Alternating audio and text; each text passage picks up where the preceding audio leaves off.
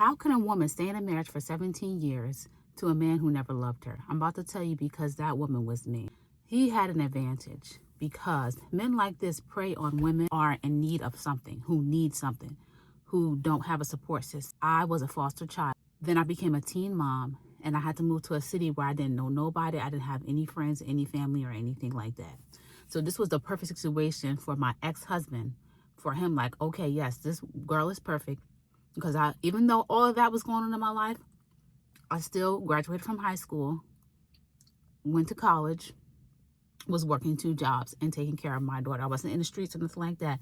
I paid my bills. I worked. I was renting a room from someone. I was making it happen by myself.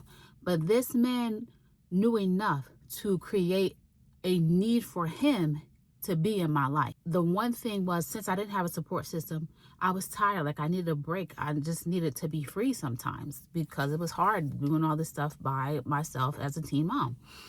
And he knew that. So he came into my life and pretended like he wanted to be there as support for me, as someone who was there to care for me and help me.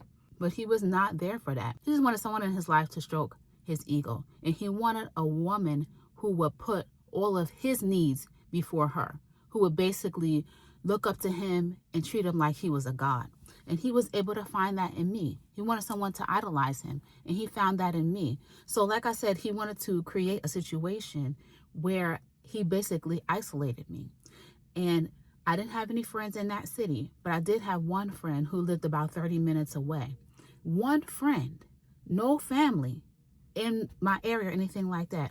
That one friend would come over, and every time she came over, he would have a problem with her. When she left, he would treat me so badly, like almost punish me for just having time with my friend, like punish me for being happy or glad that I was with one person in my life who I could just relate to and just be myself with. Then when I did have some type of a way to get to my family who lived like almost an hour and a half away from me, and they didn't have vehicles, and my family just consisted of younger brothers and sisters. I'm 20 at the time, so that was all I really had. So me going to see them, again, it was always a problem. He would, again, punish me when I came back. He'd be mad. He'd be upset, not talk to me, give me the silent treatment, all these things.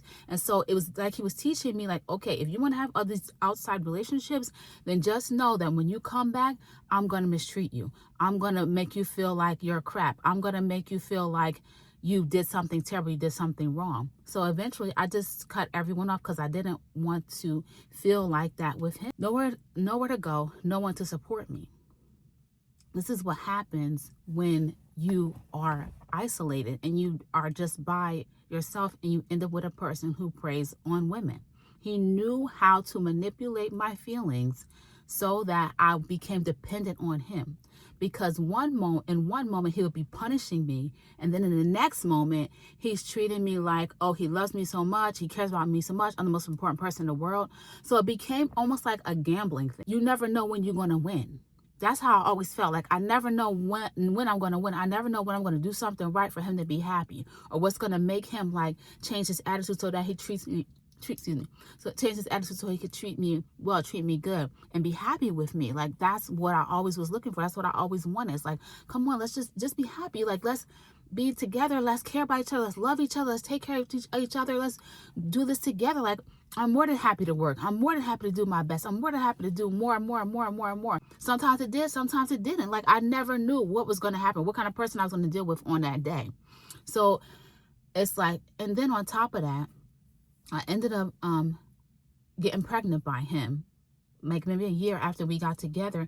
And then so I didn't want to have like all these baby daddies and all this other kind of stuff, so I ended up just staying with him, so I didn't have like all these kids by all these different men.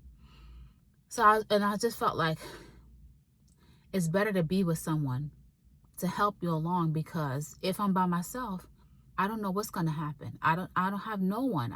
He's the only person that I got. His family is the only family that I have. That's how I felt. And that's how I ended up staying there for so long, even though I knew I was not happy. I knew that I was not loved. I wasn't appreciated. Nothing cherished, cared for, concerned about. Nothing. I knew that. But I also knew that I didn't have nobody in my corner. So I'm saying all this. I hope that if you're in this situation, or if you ever felt like this, that you're not crazy, that there's nothing wrong with you. And if anybody is shaming you for you staying in a situation like that, then they just don't know. But I do know, and I feel you. And if you are in a situation, I pray in the name of Jesus Christ that you leave that situation. You deserve much better. Please, whatever you have to do to get out of that, get out of it.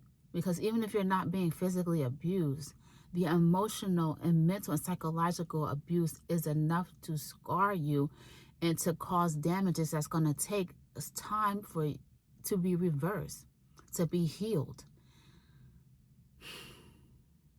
That's all I have to say. God bless you.